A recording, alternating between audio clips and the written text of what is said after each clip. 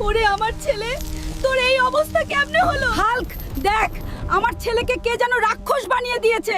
তুই কিছু একটা কর। হেডাম বাবা, আমার ভাইয়ের কি হয়েছে? ও রাক্ষস হয়ে গেল কেন? হাল্ক, তোর ভাইকে রাক্ষস জাদুকর জাদু করে রাক্ষস বানিয়ে দিয়েছে। তুই যদি ঠিক সময় তাকে শেষ না করে দিস, তাহলে সে একে একে সবাইকে রাক্ষস বানাতে থাকবে। নিশির পেঁচা, তুই কই গেলি? আমাকে এখনই দক্ষিণের কালা পাহাড়ে নিয়ে চল। যেভাবেই হোক এই রাক্ষস রাজাকে হারিয়ে সবাইকে তার অভিশাপের প্রভাব থেকে মুক্তি করতে। রাক্ষস রাজা, আমি আসছি তোর জম হয়ে। এই রাক্ষস রাজার সৈন্যরা, তোরা আমার সামনে ময়লা ছাড়া আর কিছুই না।